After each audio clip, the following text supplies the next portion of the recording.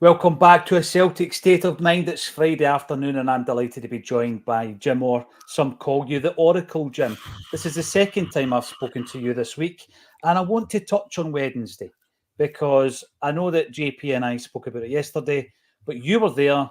He's a hero of both of ours, Tony Roper. What a man. Interesting guy, Tony. Yeah, we covered a lot in Wednesday, to the extent I think I said 2 words. So if you want to see Tony watch tonight, if you want to see me say nothing for the best part of another watch tonight. So, but yeah, I mean, Rab C, Only an Excuse, the Steamy, all kind of appeared at the same time as well. But he's got 1,000 stories to tell and tune in tonight for all these stories. Yeah, really interesting guy, entertaining guy as well, funny guy as well. Very talented guy. The thing is, Jim, that's interesting. You were talking there about that clutch of things on the telly that all seemed to happen roughly around the same time, same era anyway. City Lights, you could throw that in Naked Video as well. But I was listening to something during the week regarding creativity, and if you want to have like purple patches, I think they call it, like that. Best thing to do is go away afterwards. Go away and reinvent yourself and then come back rather than just plug away at it. So 84 years young, and you had so much to say that you were listening. You were almost an observer rather than... Attentively, yes. Or an empty jersey, but hey-ho, so... I wouldn't say that. No, but the thing is, though, the reason you were there, Jim, he was a massive influence on you when it comes to writing plays, wasn't he? Yeah, well, actually, we never got a chance to talk about that, the Celts in Seville, which was Tony's Celtic play, and it was that helping out in some small way with that play that kind of, I think, planted a wee seed about maybe writing plays. My sister co-produced it with Celtic, and, we didn't touch on that on Wednesday because I'm sure Tony would have 1,000 stories to tell about that as well. But yeah, that's when I met Tony for the first time and saw a script for the first time, and it was only like 65 pages or so, and there was a few songs in there, so take them out, it was less than 60 pages. And the way a script is set out, it's like a dialogue, so it's not as if it's a book where you have to read lots, it was maybe like 150 words in a page. Obviously I'm sounding like typical accountant here, it's all numbers and what have you, and you think I could do that, not as well as Tony Roper, but I could. So that planted a wee seed at the time, writing a Celtic play, particularly nostalgia plays as well. That was back in 2008, and he brought it back about 5 years later or so. And it ran at the Pavilion for about 3 weeks, so it was a phenomenal success. But so many other stories to tell, we never actually touched on that because I'd played my Joker then and said, look, because at the time there was other things where they were doing the rehearsals at Celtic Park, and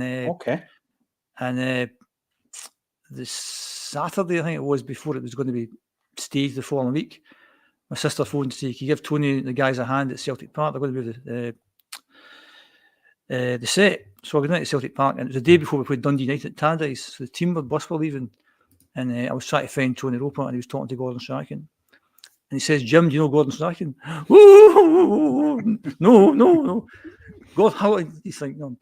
All I said was, well done, you're doing a great job. Starstruck person that I am, sort of thing. So that was kind of Tony Roper, as you'll find out tonight, friend of the stars. He knows everyone, basically. He does. And he's done a lot of work for Celtic, done a lot of voiceovers with Celtic, and he tells a great story about Neil Lennon. So if you're on the fence about Neil Lennon, then I don't think you're on the fence after you hear his story. Anyways, you will not be on the fence. You're absolutely right. I think the one thing he did narrate, which sticks in my mind, was the treble. It was a treble video, as it was after Martin O'Neill's first season. Let's get your thoughts in. We have a trip to Perth and a trip to Dortmund.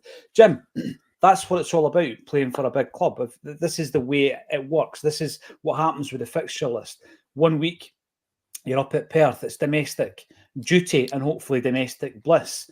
Then a couple of days recovery, and then you're on a flight to Dortmund. And we need to be up for both games equally, right? We really do, because the league is your bread and butter. Acsom mug, you can buy yours tomorrow night at Grace's. Absolutely. So going to Perth, obviously they are managerless. There is an interim gaffer in there at the moment. It won't be Scott Brown. And the big question for me is, because a lot of people are kind of saying, play your strongest side against St Johnstone. But with Borussia Dortmund in the wings, is that the way you approach it? I mean, we know that there are some doubts about Carter Vickers. Hopefully, when Brendan Rodgers speaks this afternoon, he will confirm whether or not he'll make the trip to Perth. You're hoping he'll make the trip to Germany.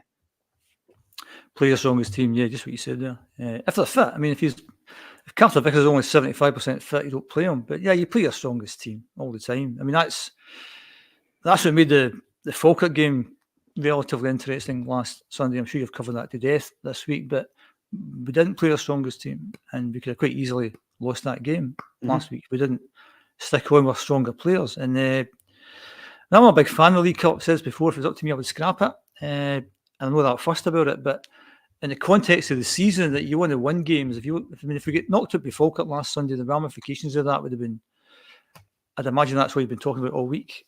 The embarrassment, and why did they make 8 changes, and why is he giving this game that? So in that context, I wanted to win the game. And he was right when he said that was our hardest test, because he wasn't saying they were the best team. He wasn't saying they were the most skillful team. He was saying it was hardest test, because every other game I've played with 25 minutes to go, I've always been winning. Last week we were 2-1 down, and you're thinking, where's the goal coming from? You know, so it was the hardest test. And I think it was unfair to judge the players because he made so many changes. And I think he said that himself, that it was his fault he made all the changes. And obviously the manager cares and wants to win, but I think there's levels of caring. I think what it showed last week is that, well, he cares about winning the League Cup, but he doesn't care as much as, by making all those changes. So I don't think we can afford to drop points. I think it's about 3 weeks since I've been on, and I think it was maybe after the derby I was on. I think they're a decent outfit across the city. I know it's good fun to laugh when when they're winning, when we're beating them convincingly, and they can't play at Ibrox and all that kind of stuff. But they pushed us last season, pushed us really hard, and if it wasn't for them imploding up at Ross County at Dundee, we could quite easily lost that league. Pushed us hard the season before. I think they'll push us hard this season as well. I watched the game at Tannadice, they get the early goal. They could have scored 4 or 5 in the first 20 minutes. Watched the game last night, same again. So we can't afford to drop. We can't afford to give them any oxygen, because that's what we did last season. And all of a sudden we're in a title race. So can't take any chances on Saturday night, evening, as it is.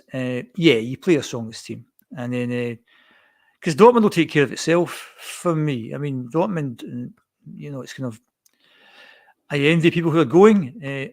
Albeit, watching it at home, is it a 1 couch or a 2 couch you hide behind? Because I love how, Jim, right, most people, when they're talking about going camping, they gauge the size of their tent by how many. And it used to be men. Sorry, I'm not being sexist. It's a 2-man tent. It's a 3-man tent. But when you're talking about Champions League fixtures, you gauge it similarly with the couches. It's a 2-coucher. I mean, I'm playing the finalists of the Champions League from last season, who play in the Bundesliga, who are a top team. Our record in this competition doesn't give you a lot of confidence, albeit that in the first game we had a lot of fuss.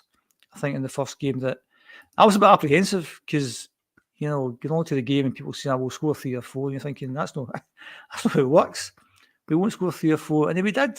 And we played really well and looked really confident. But we showed that we make one mistake, they score. Yeah. They're not the greatest team in the world. So we make mistakes on Tuesday night, we'll get severely punished. Not trying to be pessimistic, it's kind of a bit. If we get anything over there, it'll be amazing. And that would give us a lot more belief, I think, moving forward. If we came back there from Dortmund with a point, that would give us so much belief moving forward. But I mean, they went to Bruges the other night and beat them quite convincingly, albeit the goals were quite late. Yes. They're a top outfit. Another thing I think about the new Champions League format is that, unlike the old format, I think the bigger teams have to make sure they win their games. Otherwise, they're going to be playing extra games. They want to be in that top 8. That'll avoid them having to play 2 extra games. So, in the old format, you could literally, win your first 4 games and coast it the last 2. I don't think they can do that this time. So, all these big teams will be up for it, and that'll make it more difficult for us. But I think the level of performance and the goals that we scored in the first game will give us a huge amount of confidence. And hopefully we can build on that. But Carter Vickers is kind of key to that. And I wouldn't rest him tomorrow night for that game. I'd rest him if he wasn't. I'd leave him out if he wasn't 100% fit. Mm-hmm. He has to be 100% fit. I shared this picture yesterday. Because I think, I mean, in the real world, or in my real world, I think we'll win tomorrow night. I think we'll lose in Dortmund. Right. And if we win tomorrow night and play less than our full team and drop points tomorrow night and still losing Dortmund, what was the point of that? So for me, you always play your best team. I was just saying there about Carter Vickers, it's a concern, Jim, because there was a picture of him yesterday emerged wearing a moon boot.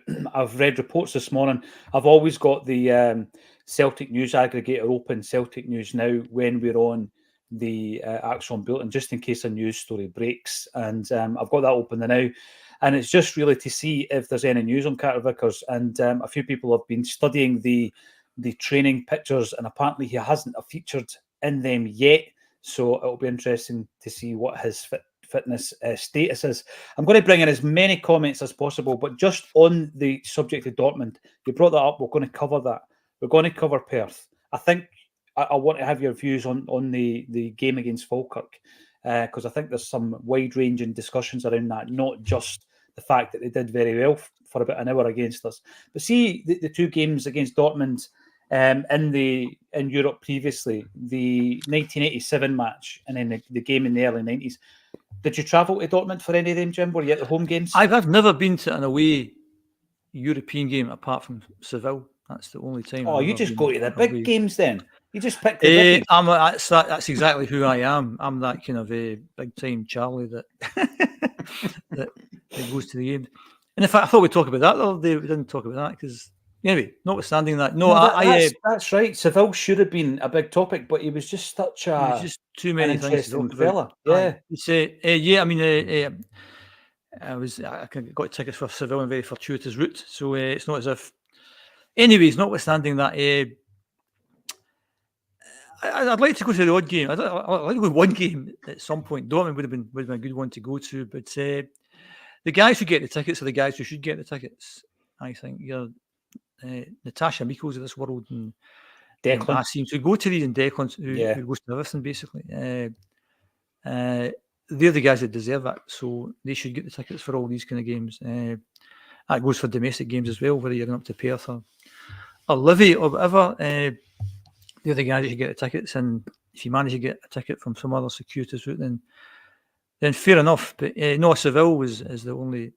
Unless you can Rapid Vienna down in Manchester, that was across the border. I think you can. I think you can. Oh yeah, that was a two unique defeats, experience. 2 defeats. So I've jinxed it. So I'm better not to go then. Better hide behind the couch. Yeah. Even if you've jinxed couches. Yeah. A couple of couches for Dortmund.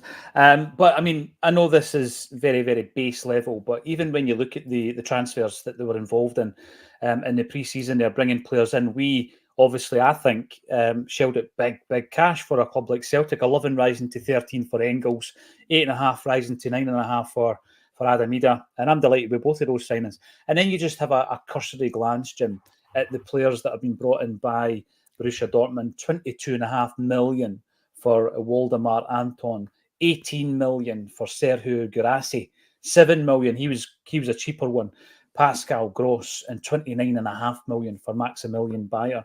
And that's the kind of levels when we talk about a financial gap. You know, where we're really pushing the boat out. John Hughes revealed on Wednesday that anything over that, I think it was £6 million mark, that Brendan wants to spend, it's a conversation with Dermot Desmond. The mustachioed one has to get involved. And then you've got Borussia Dortmund there, and there's 4 or 5 players all for, you know, that's interesting. 70 million quid. That's interesting. Why you have to speak to Dermot Desmond? One would assume that, I don't know, I find that a bit surprising that you have to go to Dermot Desmond. One would assume that their own internal systems and procedures and all that kind of stuff says that this is who you deal with. I don't know. They're shopping in a different market from us altogether. And that's just the way it is, and that's why I don't think we can complain, because that's what we do within Scotland. We are on a different financial level with everyone else. So, you know, and you want them to be better. It's good that Aberdeen are doing so well. I don't think that will last, but it's good while it does last. But yeah, that's where we are, and that's why we have to be smarter in who we buy. And that's why we have to have all the stuff we've talked about before, all the off-field stuff in terms of scouting and recruitment and facilities and training, all that kind of stuff. We have to be best in class at that. There's no excuse for not to be best in class at that. Yeah, it's just where we are. We know we're not going to win the Champions League in the same way that Motherwell know they'll never win the league. So that's just where we are. Yeah, it's where we are. And I know that, when you rack that up, and I'm going to go back to the Falkirk game as an example, it doesn't guarantee that you're going to win a game, Jim. I mean, we had a player coming in, we're talking about playing your strongest team, but we did throw in a £6 million centre-half against Falkirk at the weekend.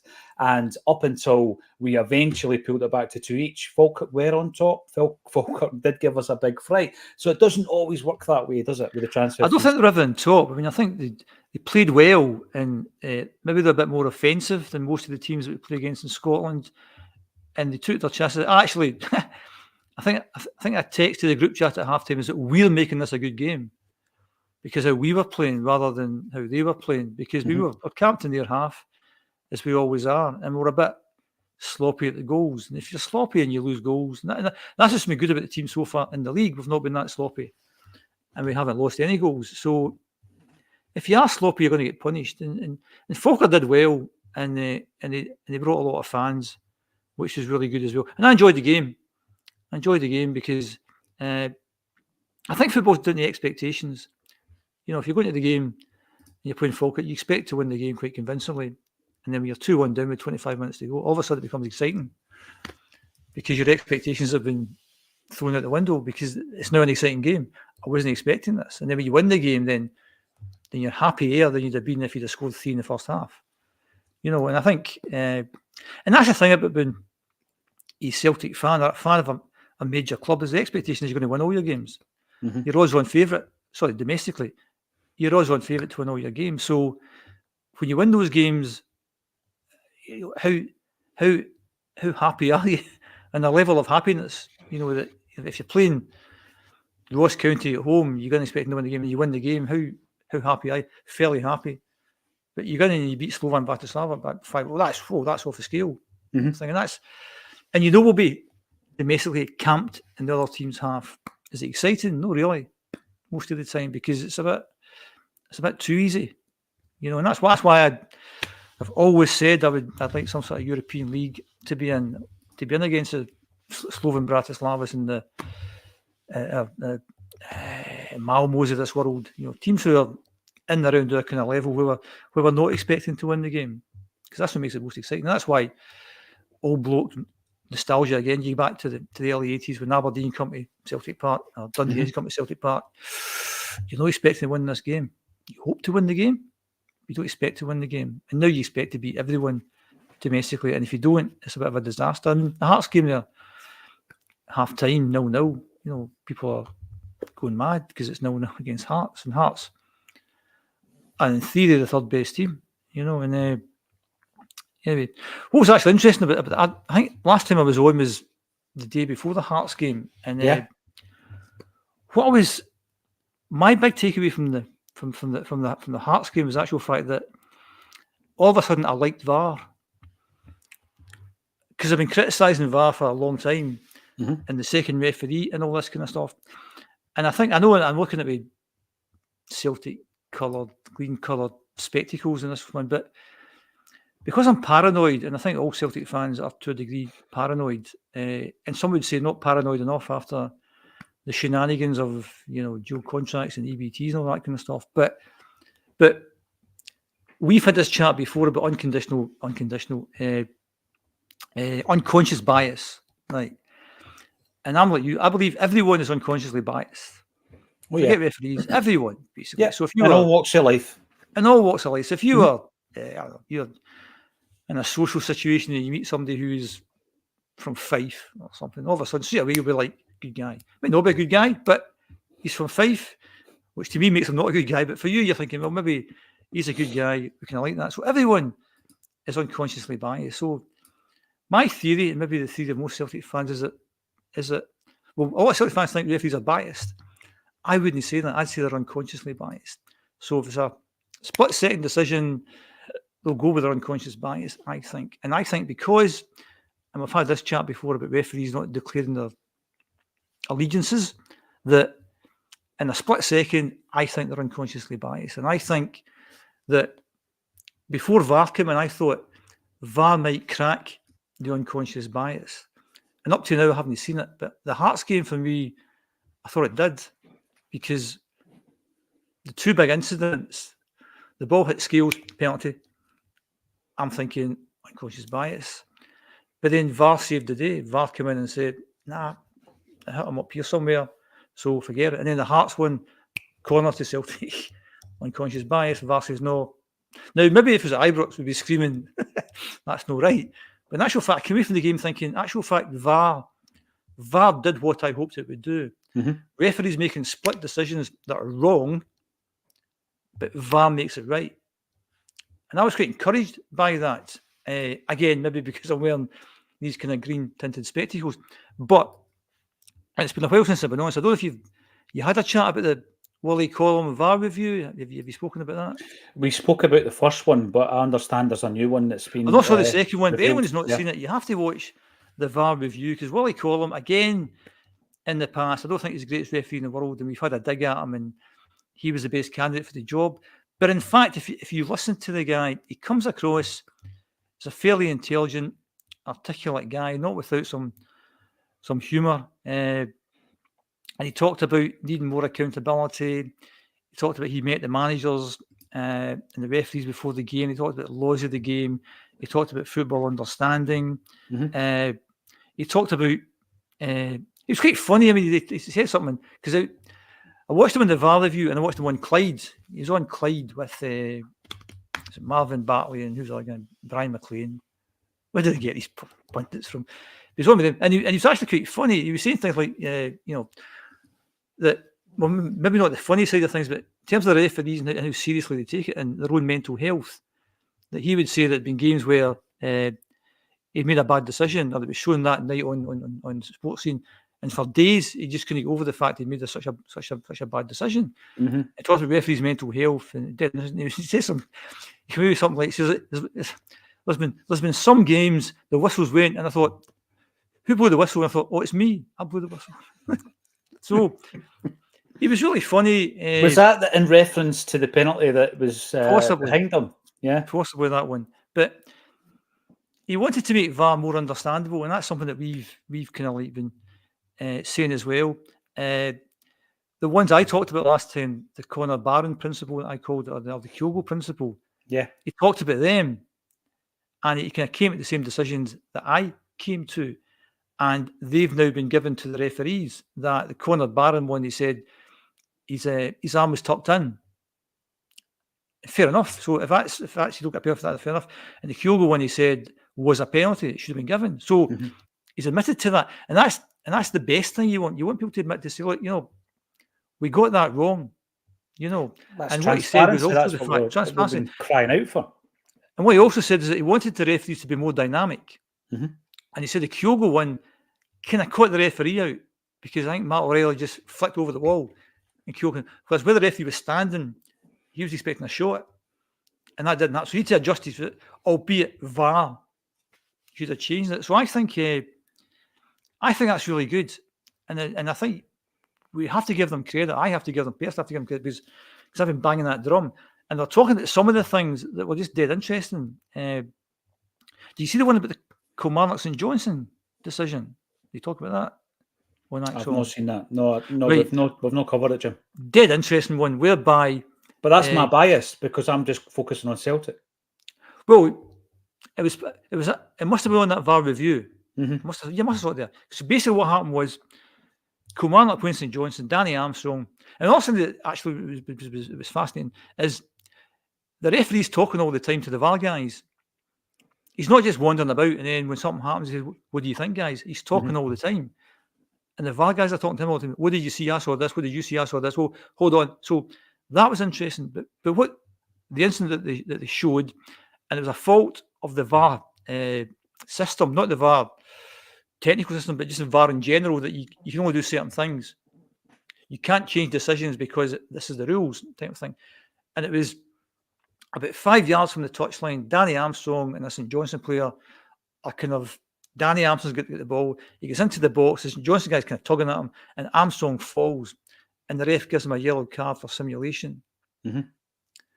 So, but he's talking all the time, the referee, and he said, "What do you see there?" And he said, "Armstrong dived, given a yellow card, simulation." And then the VAR guy then says, "Well, I didn't see that. What I saw was, hold on, I'll tell you what I saw." And it took about a minute or so, and they went back and it showed the angles. And what actually happened was that the St Johnstone player fouled Danny Armstrong outside the box, and it should have been a foul outside the box, but Mhm. continued into the box. And from the VAR point of view, VAR can't get involved unless it's a penalty. So the decision that VAR should have made was a free kick outside the box to Kilmarnock. But they're not allowed to do that because it's not a penalty. So the guy get booked incorrectly. St Johnstone got a free kick incorrectly. Mhm. But that's just the way the system is. And that's what Willie Collin was talking about. Maybe there's some things we might have to look to change to make it a bit easier. But you have to watch what you do because you might go too far. And I think they sort of comment on the second yellow card Jeffrey got against Dynamo Kyiv, that they can get involved. It's a yellow card, whereas maybe they should be saying, well, if it's a second yellow card, which was often a red card, obviously, maybe VAR should get involved in that. But you don't want VAR to get involved in too many things, otherwise, that's the way it'll go.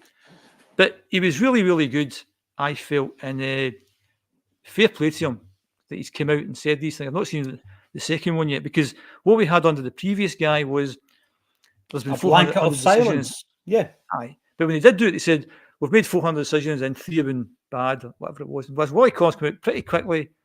So fair play to him, hats off to him, and hopefully keeps that going for the rest of the season, because that's pretty positive. And he talked about better fan engagement, meaning like the referee should then announce what you're sitting there as a punter thinking, well, why can't you just turn around and say, I'm giving a free kick because, well, you need to be consistent in what you say.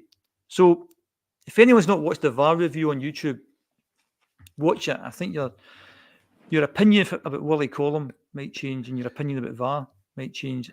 Hopefully they keep that up for the rest of the season. If they do, then I've got a bit more faith in VAR and a bit more faith in Willie Collum than I had previously. It goes back to engagement, Jim. We've been very critical of Celtic as a football club for the lack of engagement with fans over the years, and the same thing goes with VAR. It's almost like this is introduced, like you say, Crawford Allen eventually comes out and says, we made a couple of mistakes here and there, but it was like a blanket of silence. If you've got this transparent approach, using platforms that are, used by every football fan these days, YouTube, social media, etc., utilize them. Get that communication out there. One thing I would say about the bias and the VAR, you're absolutely spot on. You're spot on. And it's about time that, and this is one of my only criticisms of the first episode about Willie Collum, when he was asked in relation to, declaring the team that you support, is where he was saying, where does that stop? What he wasn't taking into account was the fact that does create a bias in your mind. Now, I've only ever known one referee, and the reason was, and I won't name him because it would be unfair, I worked with his wife for 5 years.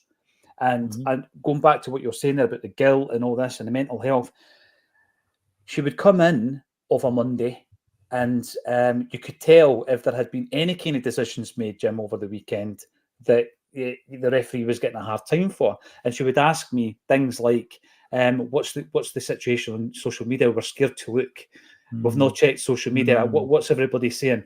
And I know through working with his wife for 5 years that he was a Partick Thistle fan, right?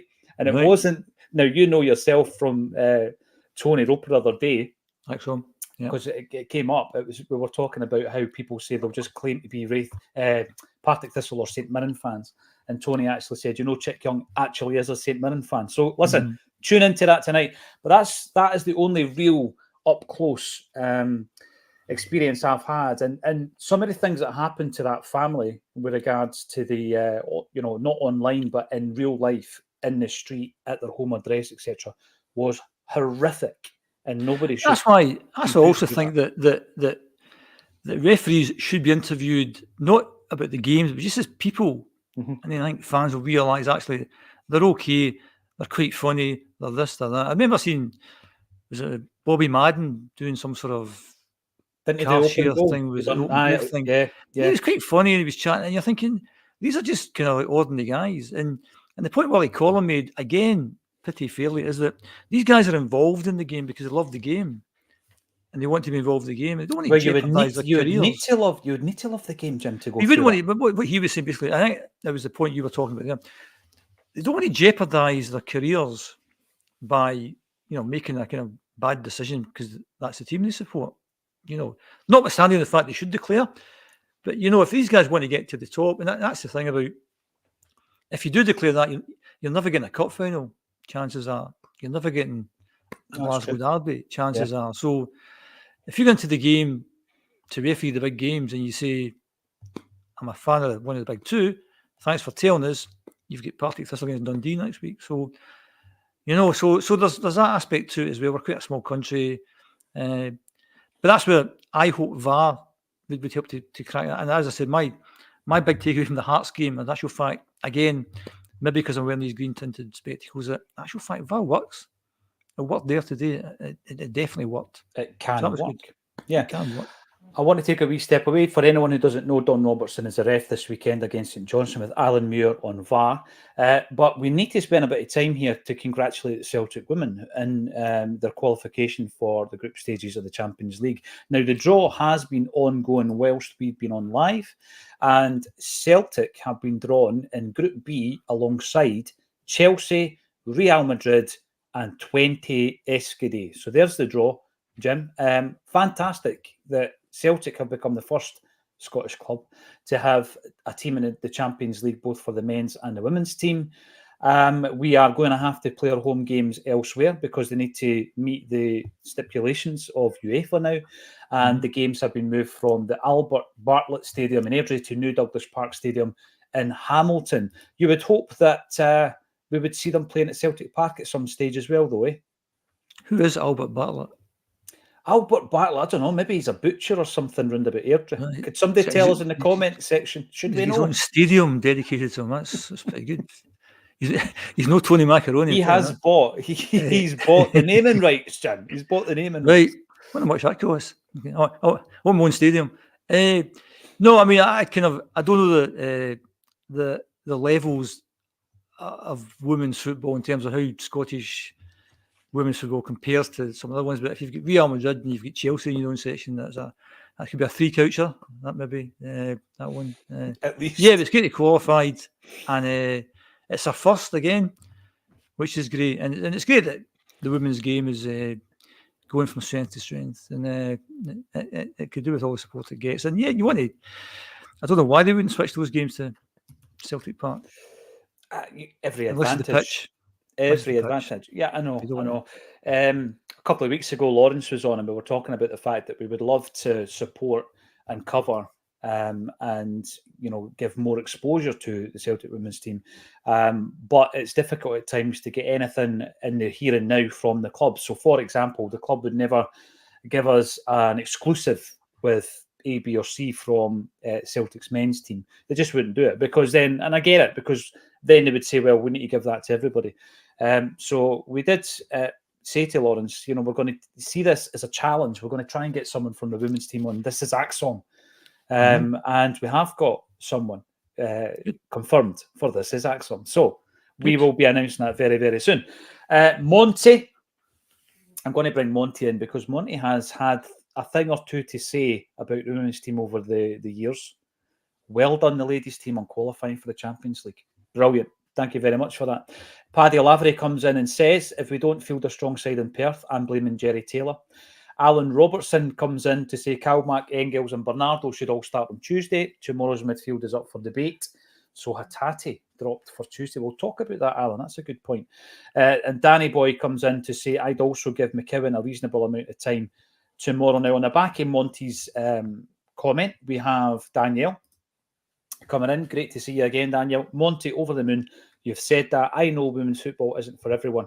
I respect that. However, being the first Scottish women's team to make it into Champions League group stage, what a tremendous achievement, Jim. And I just think, like, when you're an adult with kids it's brilliant from the perspective of just thinking, you know, there's a chance of all your kids played for Celtic. Doesn't matter if it's a boy or a girl, they might play for Celtic. That's fantastic for me. Yeah, I watched the Welcome to Wrexham thing, and they featured the women's team quite a bit, and it was just interesting listening to the girls talking and the opportunities that they had, and how well they'd done, and the fact that they were going to games with their dad, and all of a sudden they're playing for Wrexham and stuff like that. So yeah, it's a kind of it's what it should be. It's what it should be. I mean, we live in modern times, and the nostalgia we talked about. You know, I talked about the 80s there. A very low percentage of fans were female back in the day. The facilities were appalling. That didn't help. But we're more enlightened society these days. So long may that continue. No, I even remember that back in the first season, I got a season ticket, Jim, and obviously with regards to the supporters bus, there was no females on our supporters bus, none. Not a single female went to the games. We've only got to look at social media as well. A number of, certainly X or Twitter, a number of female Celtic fans that post stuff. Yeah, so yeah, long may continue. No, 100%. And we do have Jay Connolly Larkin coming in. Prior to Bratislava, we played the team that then started in the Champions League. Trusty and McKeown to start full strength. Otherwise, I reckon. Jim, we're going to finish off with the Falkirk chat before we move into St Johnstone.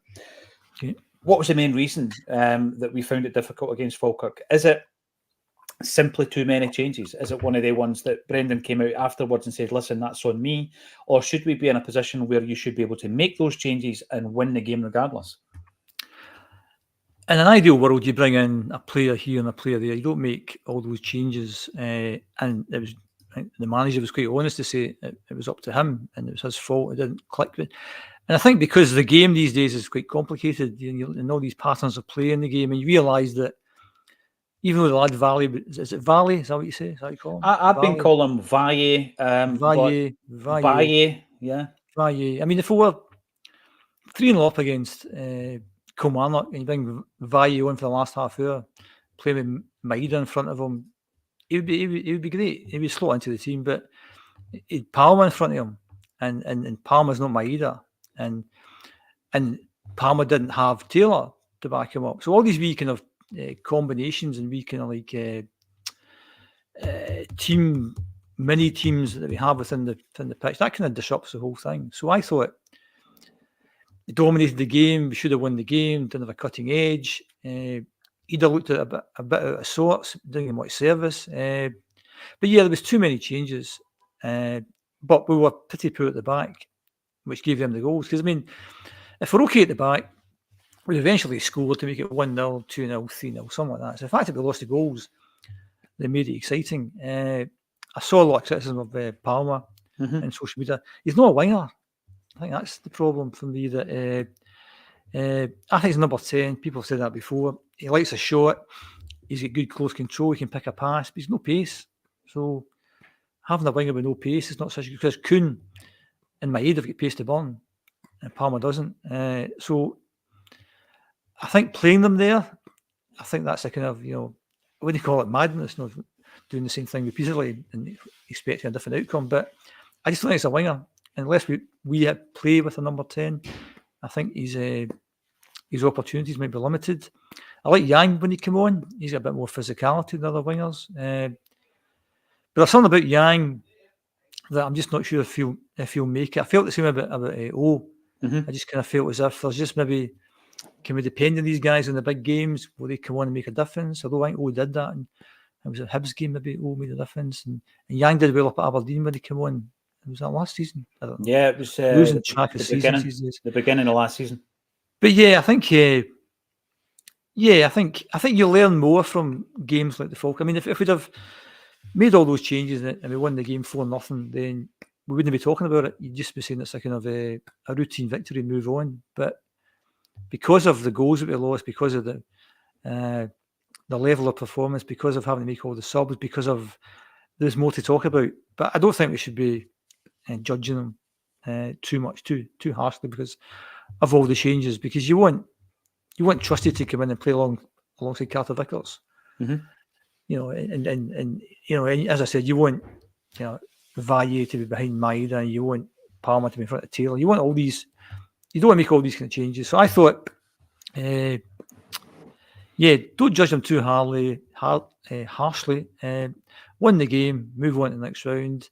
Thought Kuhn was outstanding. My pal Nick thought he was great. What I like about him now, he's been a bit more selfish. I kind of felt as if he was getting, and it's such doing so well, and then he would make a pass when you should be shooting, and just you thought be a bit more selfish. And the second goal, you just thought, I'll hit this, more of that. And then the goal he scored, the first goal he scored, any kind of top class striker would be proud of how he put that away. So he was a big positive there. And either scoring the goal in Europe was really good. That got him off the mark. Cool finish. So yeah, all looks good. Again, long may that continue, but there'll be harder challenges ahead. Yeah, there's a few players you've mentioned there, and I'm going to pick up on that. But before I do that, Jim, you were talking about the era you come from, and even when I'm growing up, Falkirk for me are a Premier League team. Obviously, they've not been great over the last couple of seasons until McGlynn comes in, and obviously pushing for another promotion this season. Is it another fuel to the argument that we really should be expanding with regards to the Scottish League structure? Oh, aye, definitely. I mean, I think Falkirk's a big town. Ayre's a big town. Greenock's a big town. Dunfermline's is that a city? Is that a city now? It is, apparently. Is that Kidon City? Big town's a Kidon City. Yeah, I mean, I've said this before. I would expand the league, and you can do it in such a way that you can keep the 4 Glasgow derbies by having a different type of split and whatever. But yeah, I would expand the league. Falkirk brought, I don't know how many fans they brought last week, 1,000, couple of thousand, something like that. I think it was 2,500. 2,500, brilliant. Yeah. And that's what you want. And I think if we played Morton, or we played Dunfermline, or we played Ayr, they would bring a similar amount of fans because they want to be in the big league. And but on the other side of things, I think we're too big for the league. On the other side of things, that's why I think if the big 2 left Scotland, it'd be good for Scottish football, because then Motherwell fans would think we could win the league this year. We've got a decent team, and that's the thing. I always tip my hat to all football fans who know they're not going to win anything. You've always said that week after week after week, and it's like, for me, that's like a true football fan. Not that Celtic fans aren't true football fans, but it's easy to support a winning team, and that's why we get into the Champions League. We're kind of Motherwell all of a sudden, and this isn't fair. And why have they got this money? We don't have it. Well, that's what Motherwell have to deal with. What if then, Jim? I'm digressing slightly here before I get back onto the St Johnstone chat. What if a team, because you were talking about, right, if Celtic go into the Champions League and we just looked at £70-odd million worth of players that Borussia Dortmund have added to an already very strong side who reached the Champions League final last season. So in order for Celtic to compete, we need to get all the other margins right. So we need to be the best in class, like you say, in all these other departments, be that data, sports science, coaching, etc., etc. How come in Scotland we don't have a team that does that? So, for example, I've said for many, many seasons, Hibs, Hearts, Dundee United, Aberdeen. What if one of those teams, and there's been chat around Hearts getting their recruitment sorted out, but if they were to do that with the margins, do you think they would be able to compete? Would they be closer to what you refer to as a big 2 in Scotland? Nah, never. I mean, I said earlier, Aberdeen made a great start, but so it's a race for third. Aberdeen's challenge will peter out towards Christmas time-ish. Chances are they don't have the depth of squad, they don't have the quality there that the big 2 have, and then we've got a big 2 race again. So it depends what you want. At the end of the day, I said at the start, talking about the Falkirk game, I would scrap the League Cup. People say, well, that's part of the treble. Well, who cares? If you're going to keep things for not very good reasons, then who cares? The thing about going to the Champions League game, as I said, is that you don't expect to win. And when you do win, it's great because it's surpassed your expectations, and winning 5-1 significantly surpassed your expectations. And everyone's together, and it's, you'll never walk alone, and it's stand up for the champions, and you're doing the huddle and that stuff, and everyone's doing it because the Champions League is a big game. It's what's going to happen. You don't get that for other games, understandably so, because it's just too easy. And that's no disrespect to the teams. The teams do the best they can that you're playing, but they've got limited resources. We're buying players from English, third and fourth tier. We had a team in Livingston last season who were offering players £500 a week, Jim. Yeah, I mean, so when you beat Livingston, is it an achievement? Yeah. Is it a big achievement? No. Of course it's not, because the disparity is massive, and that's why when you beat Slovan Bratislava, and I don't care what people say, they're a decent outfit. They won the league. They had to get through 4 qualifiers to get there. Technically, there's a lot of good players.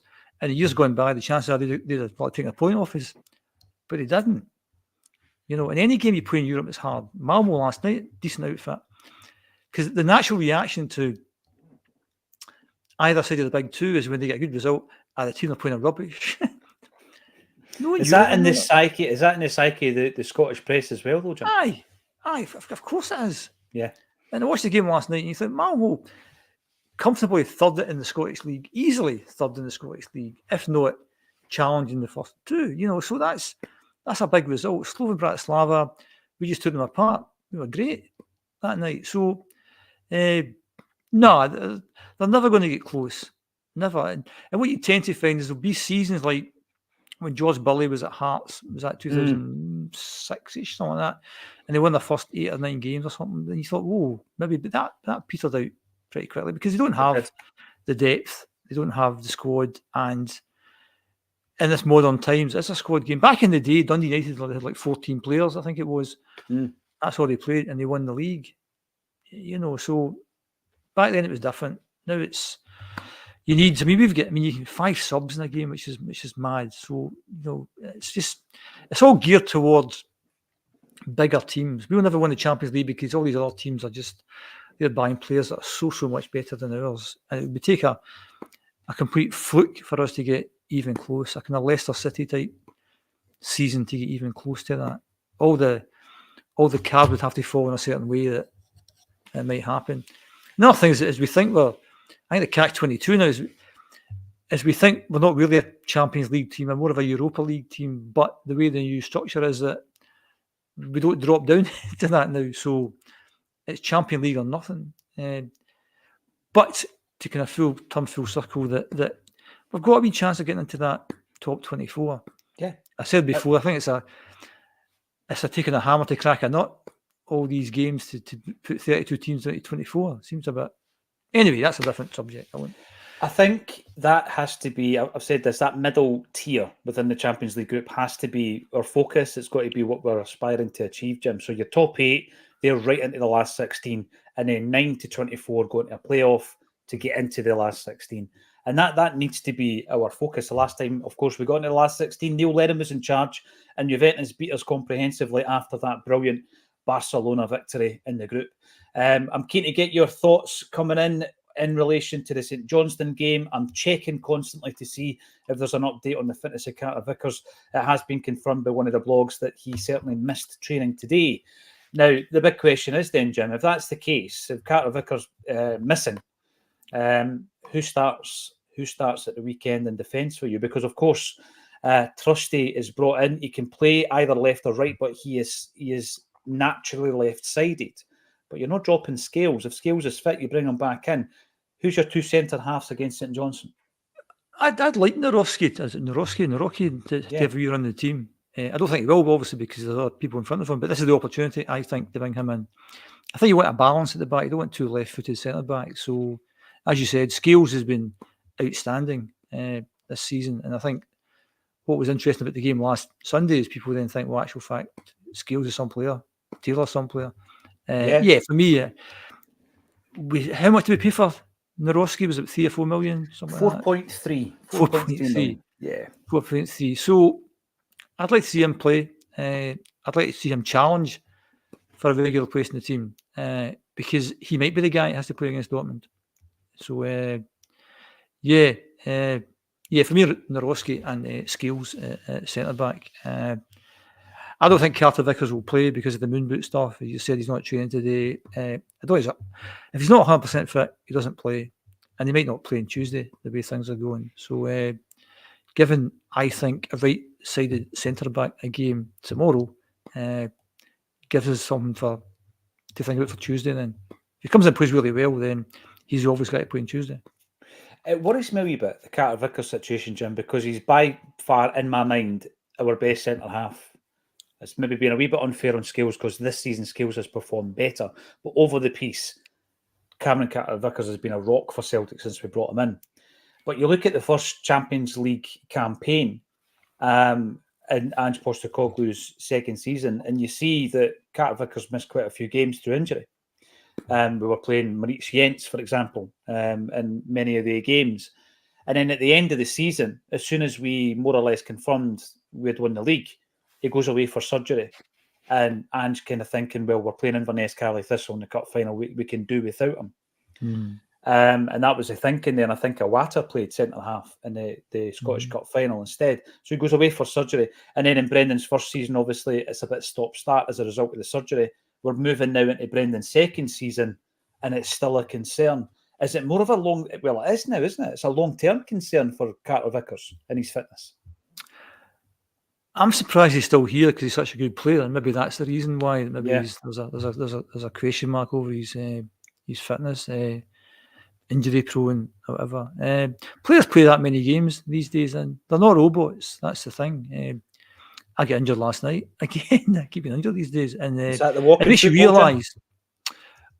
Well, no, it's not walking football. It's like an over 50s all in kind of you can run and stuff. Well, we can try and run. I'm too young. I'm too young for that game. Didn't say you weren't they? No, obviously I'm old, but I've picked up a number of injuries in the last 2 or 3 seasons, whether it's groins and hamstrings and toes and stuff. And it makes you real. I mean, up till about 5 years ago, I'd never been injured ever playing football.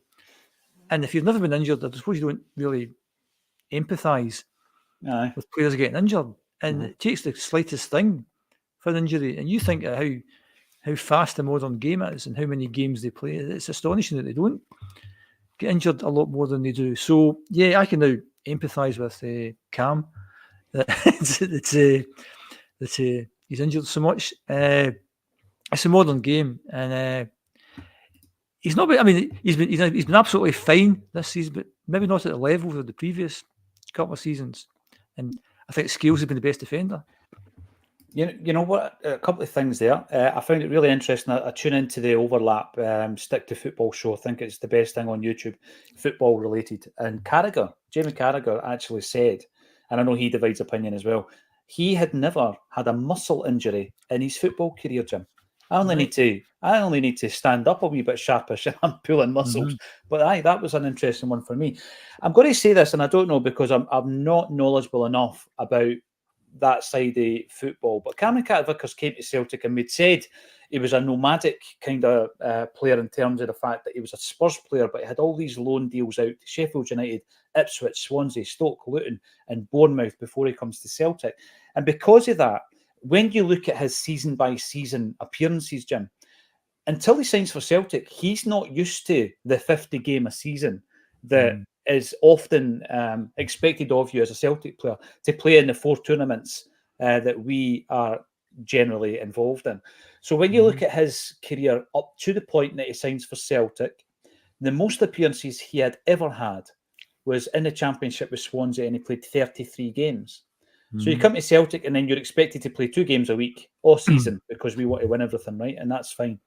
So the 44 games that he played in his first season for Celtic under Ange Postecoglou was quite a bit more than at any other point in his career.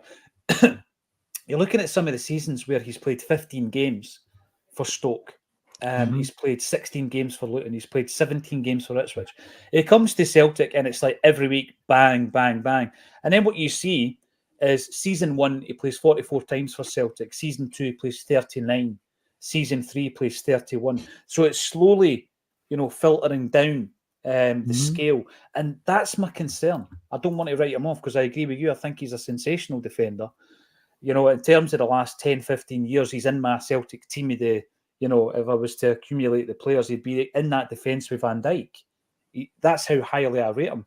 But I do have concerns that maybe it's been too much football that he's not used to. You come to a team like Celtic, that's the demands, Jim. That's what we expect.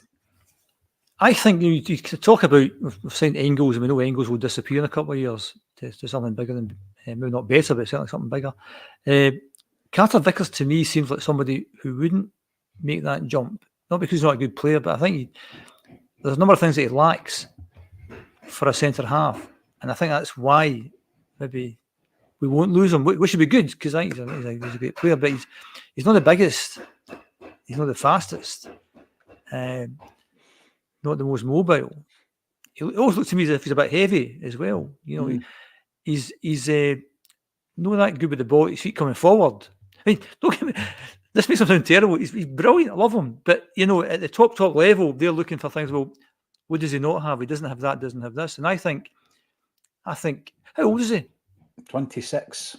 Right. I think he should be the next captain, basically. Because I think he's somebody who we could keep for another 5 years. Yeah. And yeah, I like him, but I think he's got a number of things that maybe that the really top, like the Virgil van Dijks have that he doesn't have. And that's what the bigger teams are looking for. And that's why I think he's still here. And the fact he's getting injured as well is another factor as well. So yeah, I'm getting a carpet fitted. That's why there's a banging noise. I thought somebody was cooking the lunch. Sorry? I thought somebody was preparing the lunch for you there, Jim. No. Here we go. Understandably, says Jay Connolly, Jay Larkin, the women looked a wee bit nervy first half, but upped it in the second and fully deserved the win. I agree with that. I like the fact that Elena Sadiku came out after the 4-2 win against Montrose and said that that's not going to happen again. We were rubbish tonight. I like that. Just that bold, you know, I'm not going to, sugarcoat this. You weren't good enough. We go into the European games and we win the both of them. Gordon Coney, afternoon Acsom, we don't have to go with our strongest 11. We just need to go with an 11 strong enough to beat St Johnstone. Gordon, I get that because I'm looking at the midfield. So what is that? Define that. Well, for me, it would be you rest Carter Vickers, but I think you're going to be forced to rest him. I think we're going to have to manage him like this all the way through the season, Jim. So there might be games where you're thinking, can we get through this without him? He's not fit, which is fine. I'd leave him out. But I think if you put a team in, it's not your full strength team, and you drop points, that's your fault.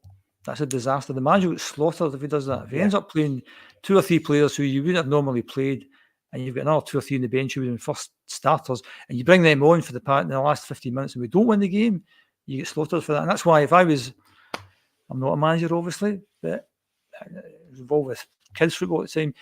You always play the strongest team. Why? Because what's your strongest midfield then, Jim? What is your strongest midfield in your view?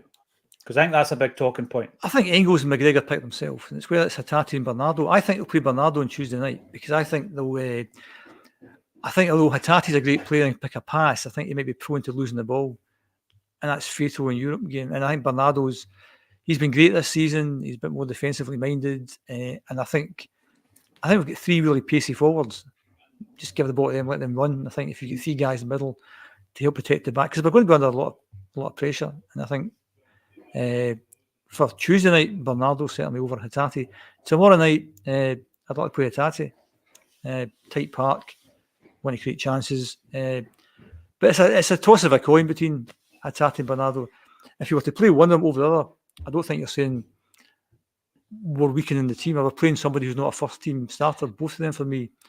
First team starters. I think for me, you look at the team and you say, well, Schmeichel picks his sale, Johnson, as you said before, if Carter Vickers doesn't play, who do you play in there? For me, you play a right-sided centre back for balance, Scales, Taylor. The front 3 picks themselves, Kuhn, Kyogo, Maeda, McGregor, and Engels. And then you toss a coin between Hatate. But if he turns up tomorrow night and it's Luke McCown in middle of the park and Yang's playing and he's playing Ida, and you don't win the game, you deserve all you get. Then it'll be a very interesting post-match bulletin, that's for sure. Just a wee note, on tomorrow night, a Celtic State of Mind will be in Gracie's, and we are there for a sold-out night with Charlie Mulgrew. Not just Charlie, Paddy Mullane, first ever gig outside of Ireland. Paddy Mullane will be at Gracie's to entertain, as Bertie would say, entertain the Celtic support. Now, obviously, we had this gig lined up prior to the change of time for the St Johnstone game. So what we're going to do, and I will email every single ticket buyer, we are going to have the game on the big screens, and then once everything dies down with that, we'll get stuck into the music before we then bring in the main attraction, which is Charlie Mulgrew. Charlie will be on stage at 9 o'clock. Paddy will be on stage at 8 o'clock. The game will finish at 7:30, and between 7:30 and 8 o'clock, people can get refreshed and obviously finish watching the post-match as well. We're in store for a great night tomorrow night, and I'm really looking forward to it. Thanks, everybody, for continually supporting what we do. Gordon Strachan and John Hartson are up next month, and I just announced last night, Jim, the one and only John Collins. I got a real soft spot for Collins because he was like a shining light in the dark days, wasn't he? I mean, he was a class player in a not so good team. Well, there's a lot of Celtic fans are not big fans of John Collins, maybe because of his involvement under the Ronnie Dyler era, maybe because he left, for nothing at the time. But you did a night with John Collins, Pierre, and Cadetti, and John Collins was the star, and he was really funny, engaging, entertaining, intelligent, lovely guy, and he was the one that night you thought you'd like to hear a bit more from him. Yeah, so you've obviously taken that on board. So you've got your own night, Johnny boy, on you go. So yeah, let's do it. Great player. Couple of things. Firstly, right, at that time, Celtic season ticket holder, as I continually say here, because it wasn't a thing before that. Jim, remind us, how many Celtic season ticket holders were there pre-Fergus? 6,000. Oh, that's incredible. So he did the big push. I'll never forget it. Even advertising at halftime in the World Cup final in '94. I was one of the kids that managed to get a cheap ticket, under 16, 95 quid.